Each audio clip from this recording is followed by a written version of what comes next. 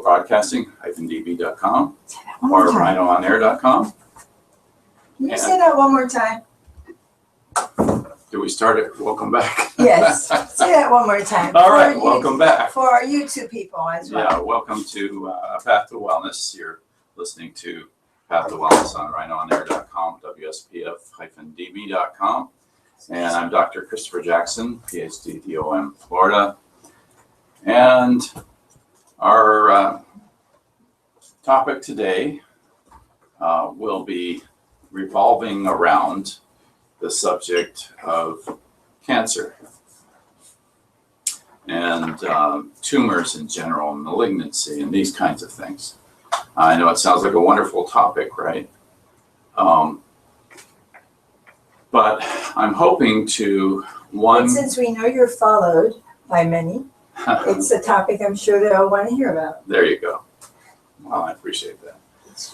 But I'm hoping to, one, transfer some hope for those who might be dealing with these issues, and secondly, to clarify some things about it. You know, cancer is such a nasty word to us, as a culture, and it seems like more, but not just seems, it is. It's becoming more and more of an issue. The growth rates are astonishing, and there are reasons behind that.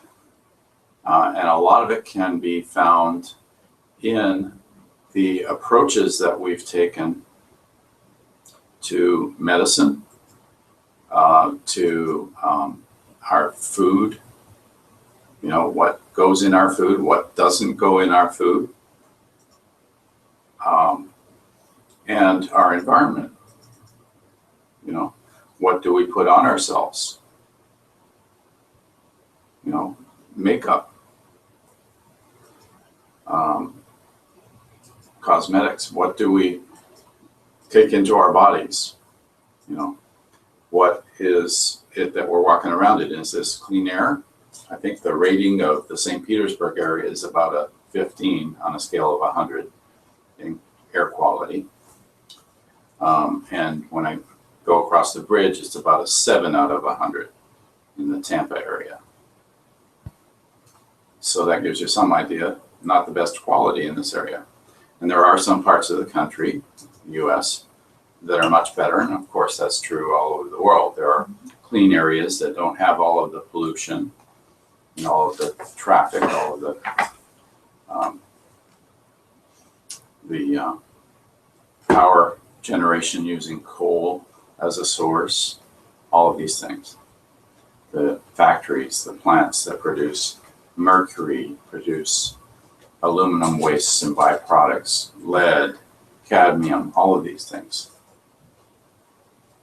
One of the byproducts of aluminum processing, by the way, is fluoride, which then we can turn around, of course, and there's a lot of justification made to use fluoride for dental protection. And yet that falls under a lot of debate. And there are a lot of studies that I've looked at that show that that is a contribution to some problems. So we're going to talk about these things. There's so many of them. And I guess what we'll have to do is land on one at a time. I'm never known to veer though, so you never know. But let's say we start off with the environment, since I seem to be a little focused on that right now. If we talk about the environment, we talk about some of the things that we use in our environment and some of what we breathe into our lungs in our environment and what we are getting from these pollutions. And one of those topic areas, it has been on my mind a lot. In fact, I've been researching the research quite a bit lately on endocrine disruptors. And I believe we talked about this somewhat in the last show. Endocrine disruptors interfere with the normal processing, the normal operation of our endocrine systems. Our endocrine systems are the hormonal systems that rely on the secretion of and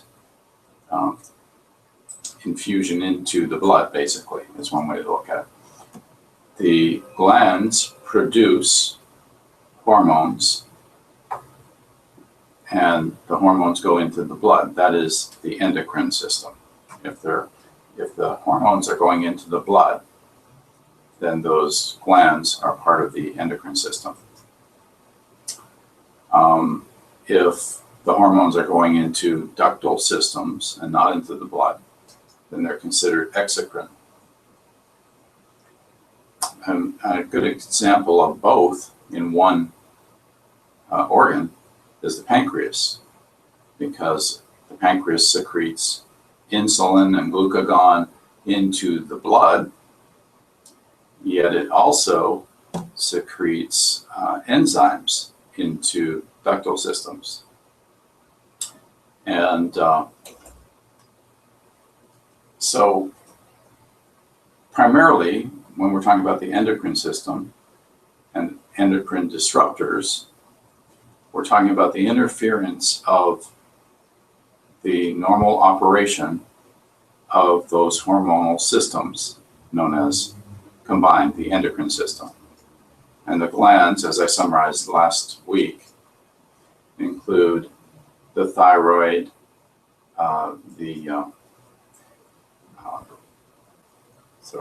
train of thoughts left me right at the moment. The adrenal glands, other glands that secrete hormones into the system, the gonads, all these. Now, what are these endocrine disruptors? Well, first of all, let me just say, we're talking about cancer.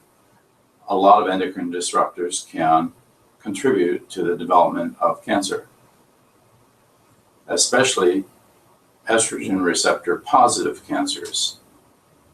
Cancers that may develop in the ovaries, in the prostate, in the breasts, and these kinds of areas are particularly susceptible to the effects of endocrine disruptors. So one of the things we need to do is try to eliminate from our environments these endocrine disruptors so they don't affect us in this way of developing potentially some cancers. So how do we eliminate those? Well, one, look at what you're doing. Are you developing some bad habits? Are you, say, taking a water bottle in the car, going places, leaving the water bottle in your car while the car heats up to 120, 140 degrees, heating up that water, melting the plastic into your water, and then chugging some down? Because what you're getting there is a kind of endocrine disruptor called BPA, unless you get specifically BPA-free bottles. So these water bottles are made of a recyclable plastic that is grade 1, which is very, very thin and easily melts. Okay, so some of these things are hidden from us though as well. Like, I think I also talked about this last week. You go to a restaurant and you order steamed vegetables. Quite often, they don't even have a steamer. What they're doing is they're taking a bag of frozen vegetables, or a bag of vegetables, and I'm talking about a plastic bag, throwing it in the microwave, nuking it, melting that plastic into your food. So what you're getting is, one, not steamed vegetables, but also you're getting the added extra of endocrine disruptors being melted into your food. All right. So especially the ladies who get up in the morning and put some makeup on, maybe adding another one to their lives. And that is from the contributions of substances like parabens, and these can be in the form of methylparaben, ethylparaben. Paraben isn't what they're called. Paraben is a suffix. You know, it's the second part of the name. Okay, the prefix will be ethyl or methyl, these kinds of things. So endocrine disruptors come in many forms. And again, they can lead to development of cancers, particularly estrogen type cancers, estrogen receptor positive type cancers. And this can lead to many other issues like infertility, difficulty with performance, all of these things. Okay. So endocrine disruptors are a rather large factor in our environments. They are in the form of the air we breathe because the air we breathe has some mercury in it from power plants. It can also come in the form of the food that we eat because some of the fish may have some mercury in it, okay, for example. So the mercury coming from these sources is an endocrine disruptor, and it's specifically a form or a type called xenoestrogens.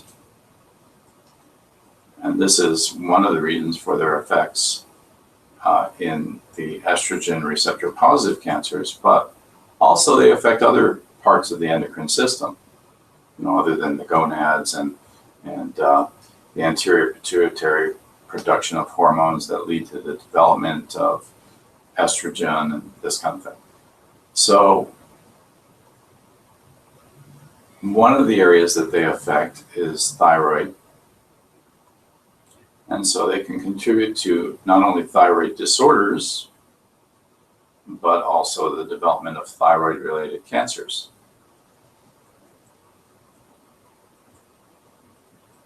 And then there's developmental disorders and all these other things that are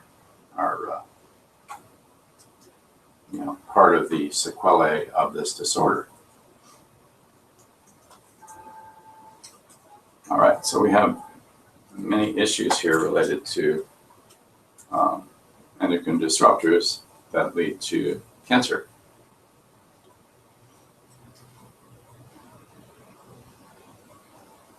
All right, so I mentioned a little bit about food because I mentioned that, you know, we see mercury in our fish, right? If you want to have fish in your diet, you should have some idea of which fish is more likely to have toxic substances, especially mercury. But cadmium and lead are also there. And which fish are less likely to have that. And one of the ways is to look up the sampling that's done to figure these things out. Or you can look at Environmental Working Group, EWG.org, and go through their lists of these to see what they're sampling out at. Give you some ideas. Cold water fish. So wild caught cold water fish is a great way to go. Salmon, haddock, pollock, cod are all great, not very much up on the scale. But the game fish are horrible. Swordfish, shark, tilefish, these are all very high in mercury on average. So those are the kinds you want to avoid. And tuna, if you're wondering about tuna, it's about 1/5 of the scale. So there's a tendency for some of that, but it's not nearly as bad as those game fish.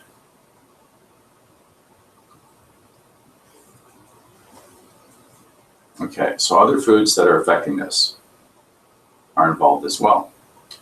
You know, we're using this fluoride in our water, at least here in Florida and Pinellas County, and fluoride contributes to development of cancer. It contributes to the development of thyroid disorders.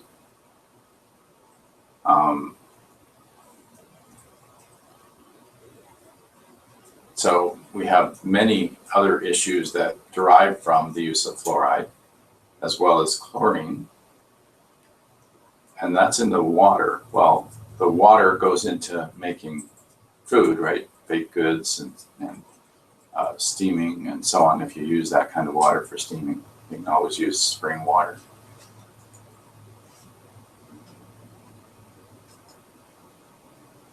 But there are other factors involved in foods. Like another related substance is bromates and bromides.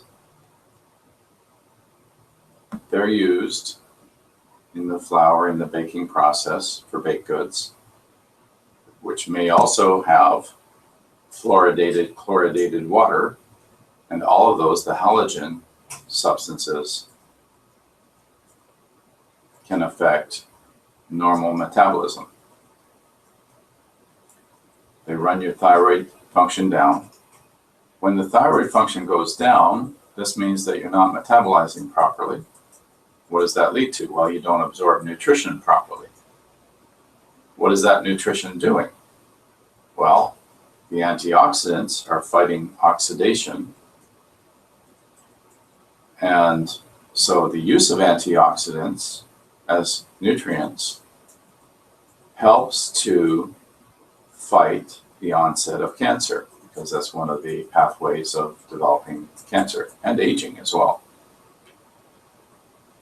So certainly in the practice of Path to Wellness, we use very, very good nutraceuticals that are very well studied and very effective. You know, with absorption rates in the 95% plus category. Very good.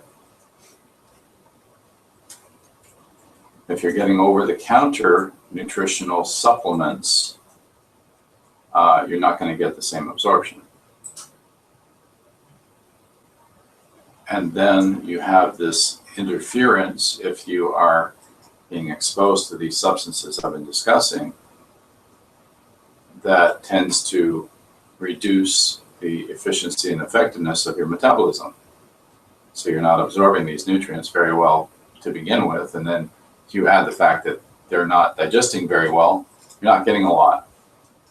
So, you know, as a professional, I'm using different types of nutrition, but they're different. They're nutraceutical. They're pharmaceutically derived and characterized nutrition. That doesn't mean they're pharmaceutical. They're not. But it's the same methods or very similar methods in terms of characterization and analysis of what's inside. And sometimes people will ask me if that is organic, you know, this kind of thing. Well, organic foods quite often contain GMO in small amounts, just because of the way things are in this world. You know, we have a lot floating around in our air. And so there is some cross-contamination, regardless. Well, in the case of these types of nutraceuticals, the analysis includes looking at them from the point of view of whether or not there are any GMO substances, genetically modified organisms. And, you know, that's what we use, is the ones that show that there aren't any. Okay. So that's another area. And there are studies that have shown some cancer development, particularly in rats, to the point of, you know, tumors basically taking up half their bodies when consuming genetically modified foods. Just throwing that out there. Okay. So there are a lot of ways that what we consume can affect us in terms of development of cancer. And tumors in general, and other kinds of things. You know, another kind of cancer is not related to tumors would be leukemia. You know, and that comes from other environmental issues. One that I've seen some others talking about, which I've been talking about for a decade. In fact, I wrote a book about 10 years ago, which I have sort of freely allowed access to on my website through the section on health issues. Under that, at the bottom of the list, you'll find electromagnetic radiation. And at the bottom of that page, you'll find a downloadable copy of the book, which is basically combating, or the subject is combating the effects of electromagnetic radiation naturally.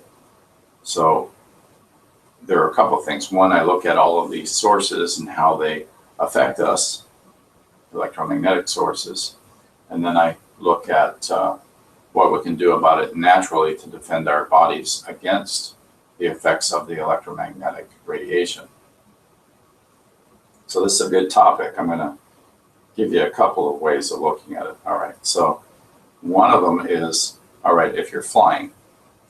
When you're flying in a plane, I mentioned this in the book, again, about a decade ago, I was putting this out. Now there's people going around the country talking about all this stuff, like Dr. Merkala and some others.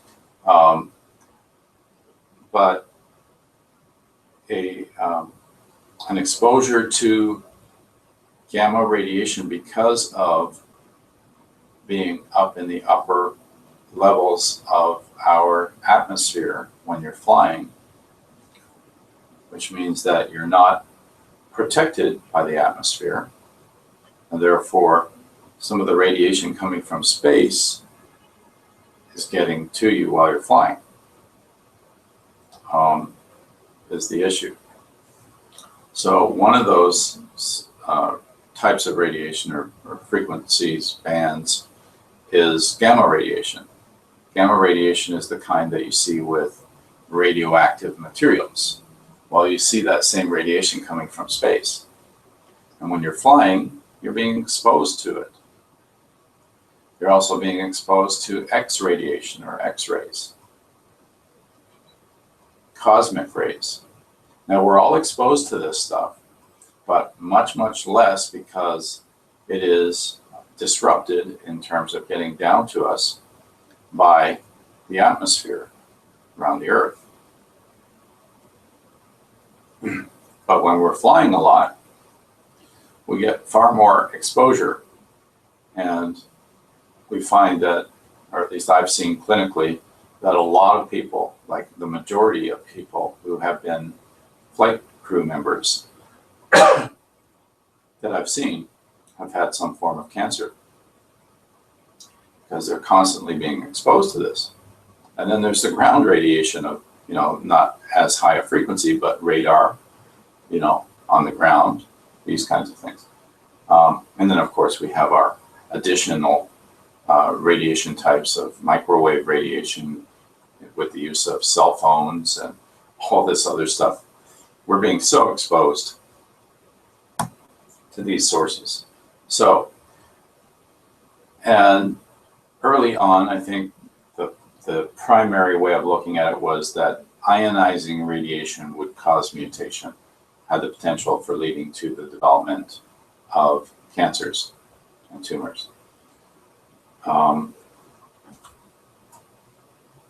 We've since found, and again, I wrote about this like a decade ago, but we've since found that even non-ionizing radiation over time can have a cumulative effect that leads to the development of cancer and mutations specifically. So microwave is in that category. That's the non-ionizing. However, X radiation, gamma radiation, cosmic radiation is very much ionizing radiation.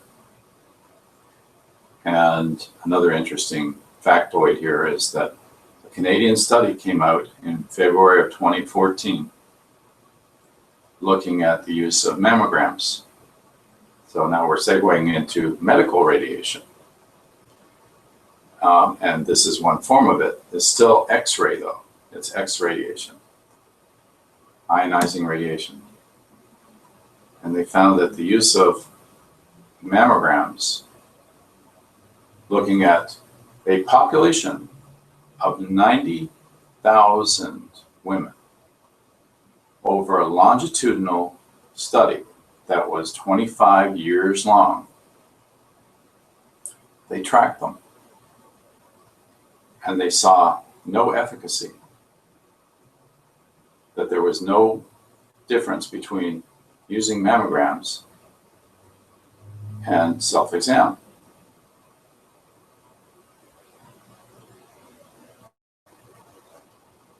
Very important study, yet I don't think I've ever seen it anywhere in publication in the US. Why is that? Well, one of the reasons is the FDA focuses on studies done in the US.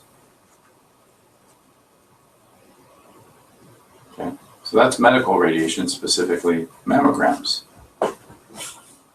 And there are alternative options to mammography. Thermography is a wonderful option. Mammography looks at anatomy. Thermography looks at physiology. Thermography looks at the actual patterns of blood flow and the heat produced in the body naturally, and simply looks at it as in using a camera, taking in that information without being invasive. X radiation is being shot into the body after they do the clamping down and all of that, none of which occurs with thermography. And there's always this argument I hear, and there may be something to it.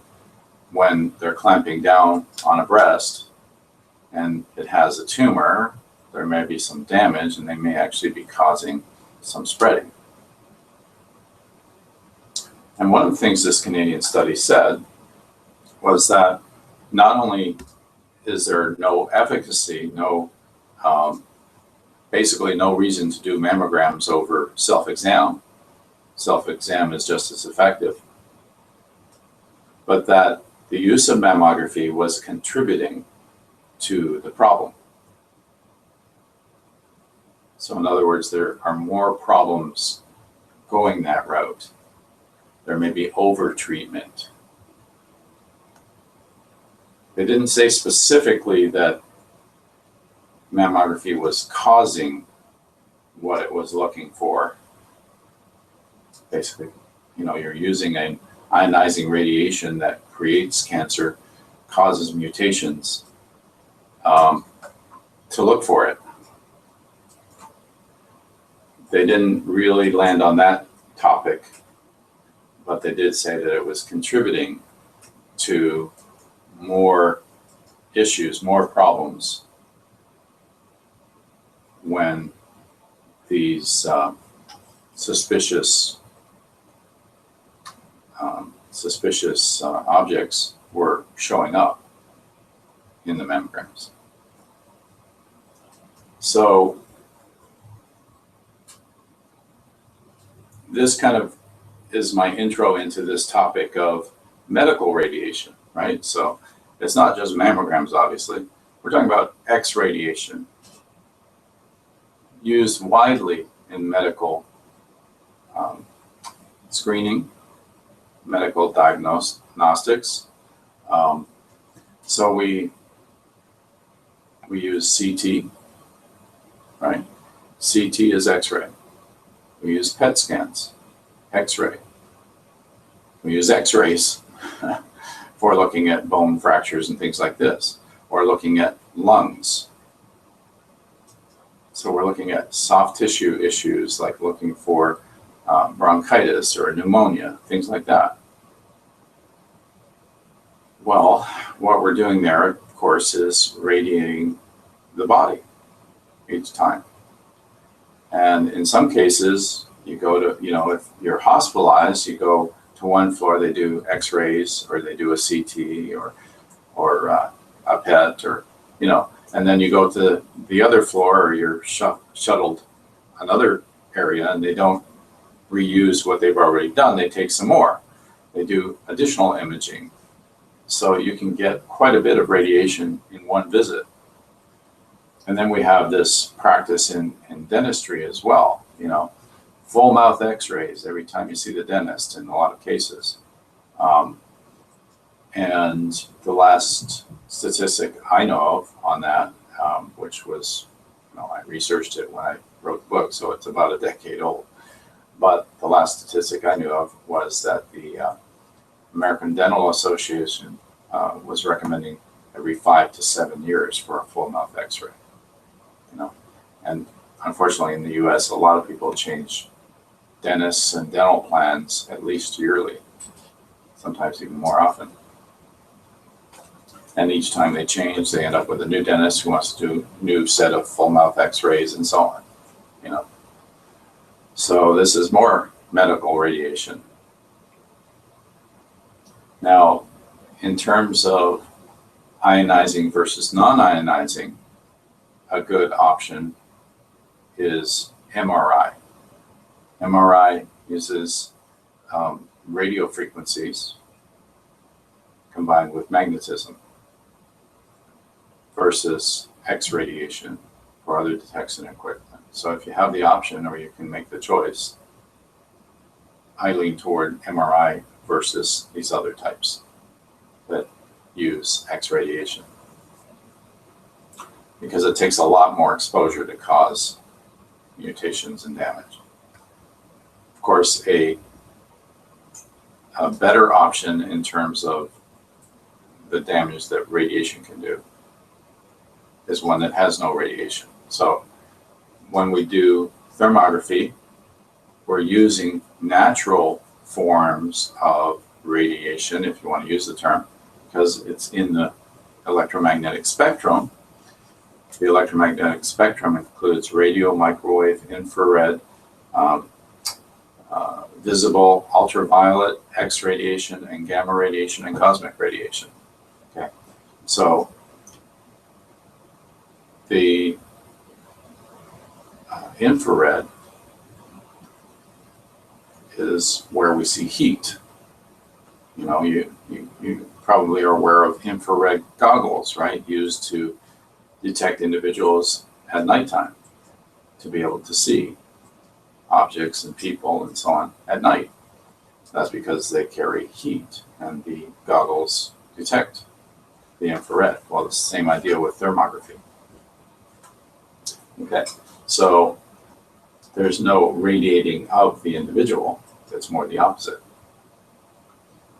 And another option is ultrasound, which I think is probably somewhat underused when it is a viable option, as opposed to some of these other tools that radiate, that have X radiation. Medical radiation is a huge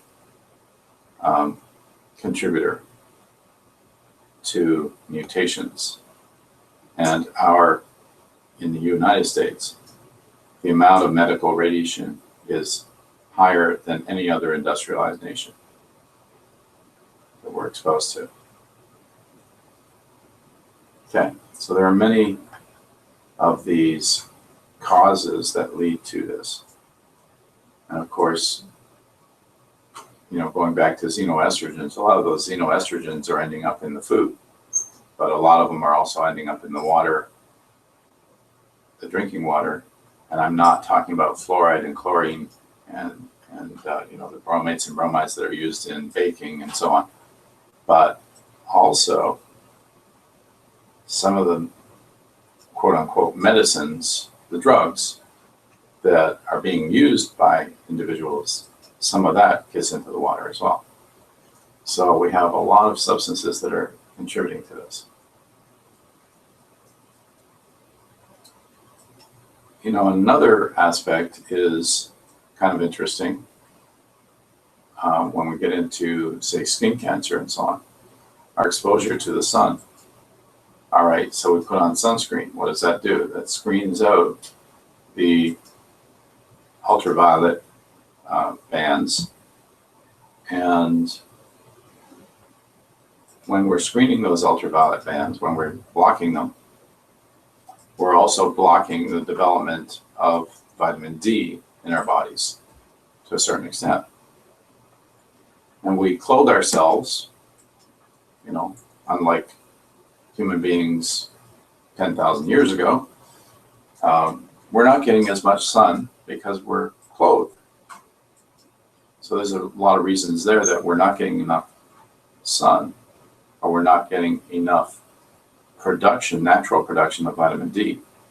And then there are things that go on in our bodies that block some of that and so on. So it's a debatable subject, this whole thing about using sunscreen to protect your skin when at the same time you're reducing your vitamin D, because vitamin D helps boost your immune system and helps you fight cancer. So it's a catch-22. So being low in vitamin D can make you more susceptible to various forms of cancer.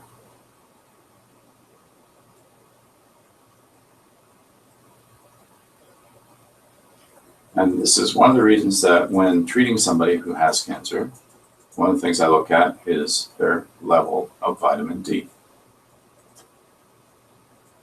Okay, so let's go to that end of things. So when we talk about, we've had absolutely no breaks today, but I guess we can work around that. Not a big deal. So when we talk about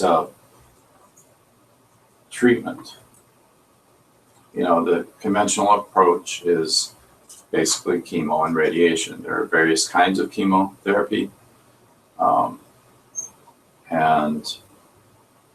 But there is this tendency to have preferences by the oncologists as far as which kind of chemo, right? And it may not be tailored exactly to the individual. Just putting that out there.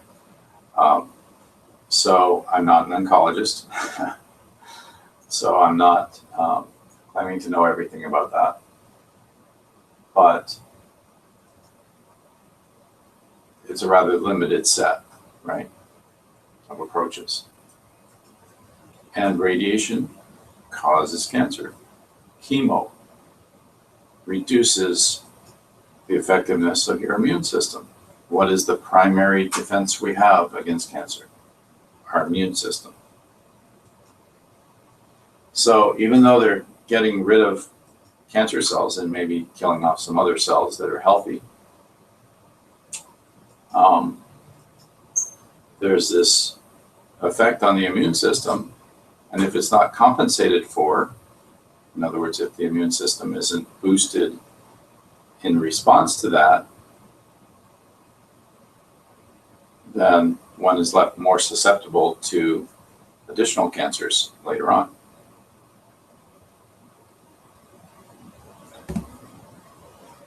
Now, there are other reasons for some of these things to occur.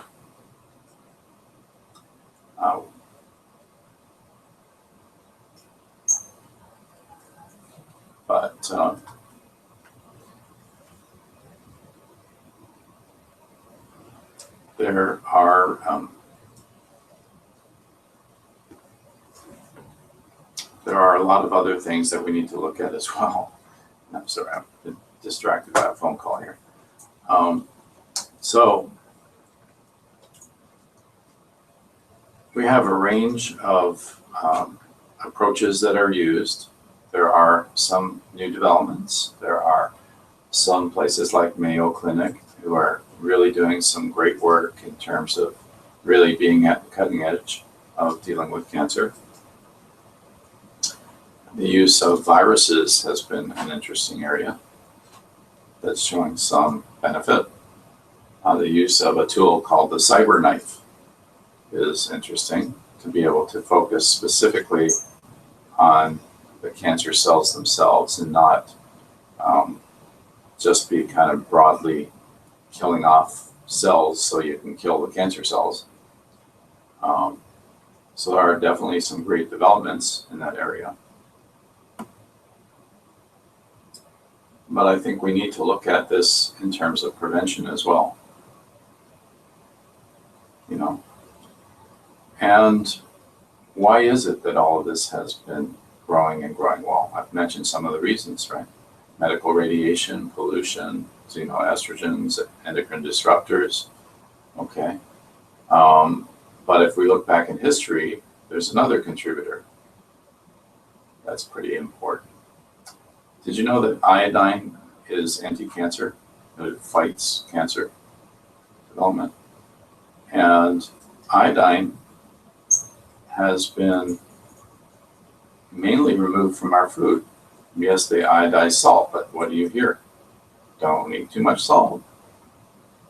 So we're not getting enough iodine in the US.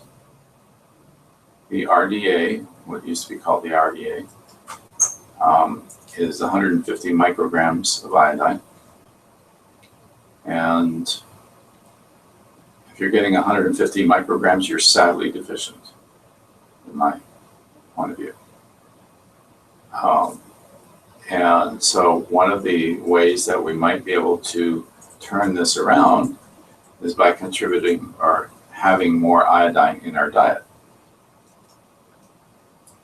So I can give you the example that I've mentioned before in the past on the show. The example of the Japanese who consume on average 13.5 milligrams of iodine daily and see a very small amount of some of the disorders that we see here in mass quantities. For example, fibrocystic breasts are very common in the US. It's over 50% of women. And in Japan, they hardly see any of it. It's less than 1%.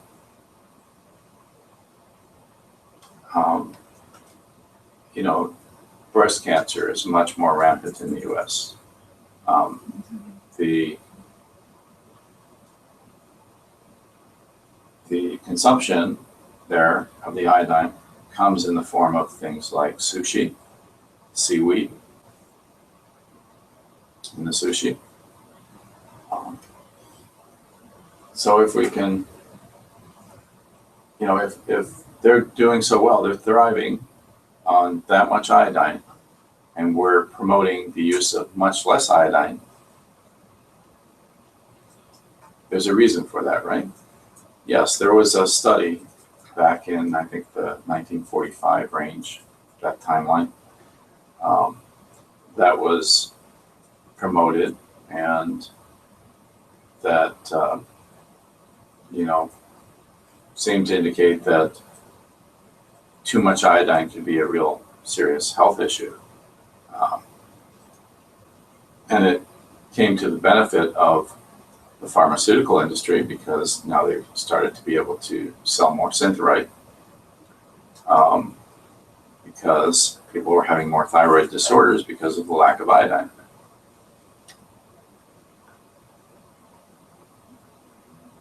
And going back to the use of bromates and bromides and fluoride and chlorine,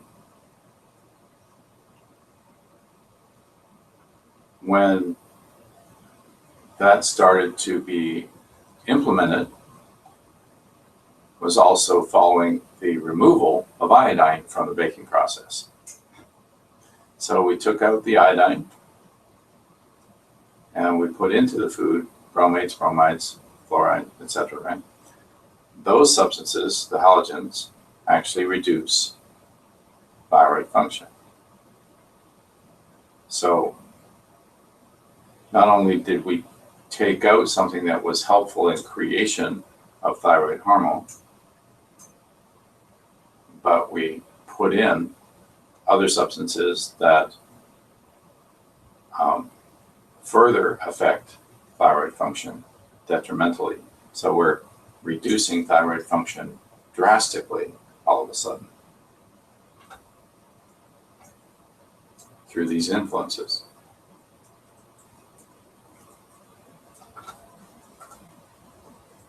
But then beyond that, the main point I was making was that iodine is going down. Iodine is anti-cancer, so we're reducing something that naturally in our body helps us fight the onset of cancer. When we put so little iodine in our diets.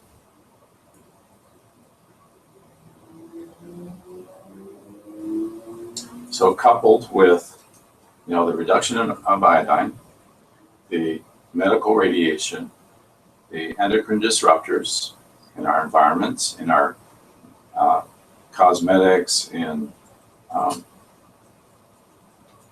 plastic bottles, and all of these things, endocrine disruptors, mercury from power plants and so on. All of these influences, the pollution, medical radiation, iodine, all work together to basically set us up for the onset and development and growth of cancer. Now, if we don't get enough iodine, how can we get the iodine? Food. What foods? You can supplement iodine as well, but that should be done under supervision Okay. by a health professional. But certainly you can have it in your food. What foods have iodine? Seaweed, spirulina, blue green algae.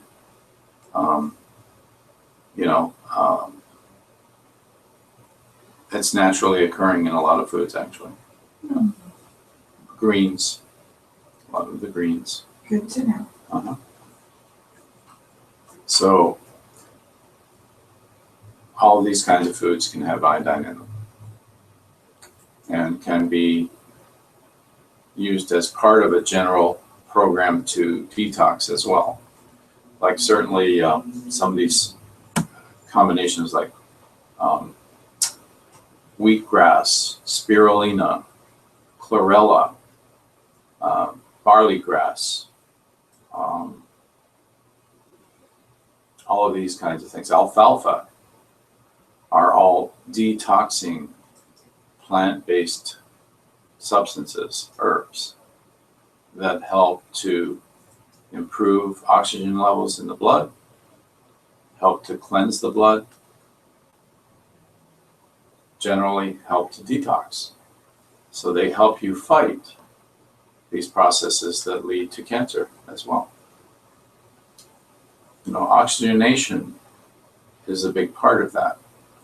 Creating an environment that is alkaline, that has been shown years ago that a more oxygen-rich environment disables the development of cancer. It inhibits it. An alkaline environment, oxygen-rich. Okay. Whereas acidic, inflammatory environments, almost obviously, lead to more development.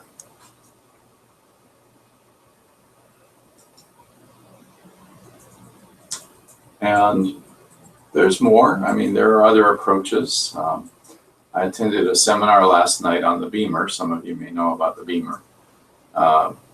It's a bioelectromagnetic device that pulsates, stimulates the pumping of blood basically through your vessels, and thereby increasing nitric oxide production, energizing your cells, and so on, creating more oxygen in there, giving you more energy and helping to fight the onset of cancer. So there's a lot of these kinds of things that can give you a better environment to help to prevent development of cancer. Now, of course, I need to say that, we're not trying to treat, cure, or prevent disease here, but this is informative for those of you who are interested in this area and may have some questions regarding it. So take a look at the way things are done and look at them with a little bit of, just a little bit of insight, a little skeptically, let's say. Because not everything is being done with the all of the right motivation, let's say. People get into the health profession generally because they want to help people.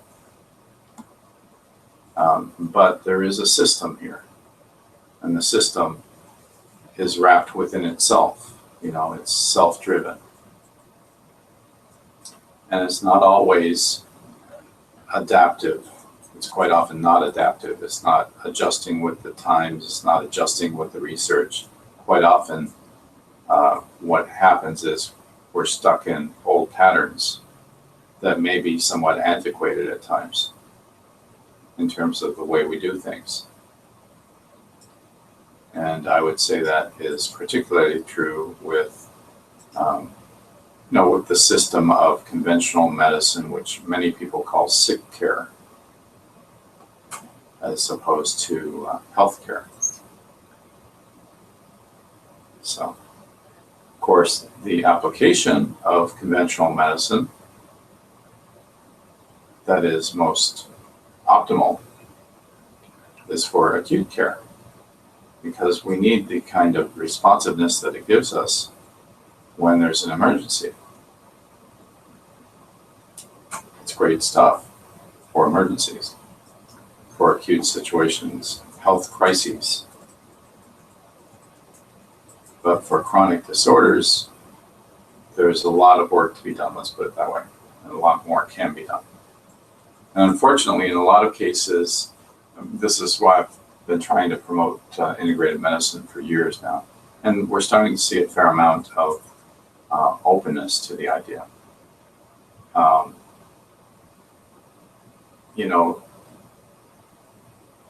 There's potential for further development by bringing in additional approaches, but in a lot of cases, the physician generally will say to somebody, there's nothing more we can do to you, or nothing more we can do for you. I'm sorry, it sounded wrong. There's nothing more we can do for you. But what doesn't happen there, which could be happening, is a referral to someone who does a different form of medicine, functional medicine, orthomolecular medicine, natural medicine, treatment with herbal medicine, homeopathic medicine, nutrition-based medicine, using similar diagnostic testing, maybe a broader range even, and this is the kind of thing we do at A Path to Wellness. So we're waiting for the world to change, but trying to give it a little nudge here and there. And I say the world, I don't really mean the world actually, because most of the world, and certainly most of the industrialized nations, are adopting more of a model of integrated medicine. It's been going on for a long time now. There are a lot of examples throughout the world, Germany, China, that are using more integrated medicine and may differentiate between natural approaches or chronic conditions that can be treated in natural ways and helped quite a bit versus an acute condition where, the best solution may be conventional medicine, and usually is. So hopefully I've provided some insight into the topic. and maybe stimulate some further research from some of you. But that's kind of a skew on the whole issue of cancer and how this is happening, why and how we can approach it differently, and some of the good things about the way we're approaching the issue now, and some of the things that need to be changed, and some of the things that are doing well.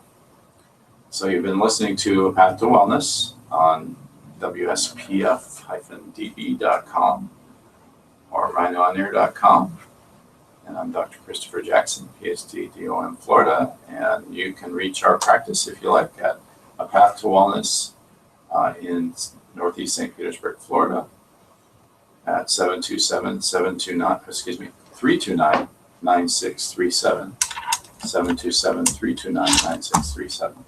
Or take a look at the website at www.aptw.net, short for A Path to Wellness. We'll talk to you next time.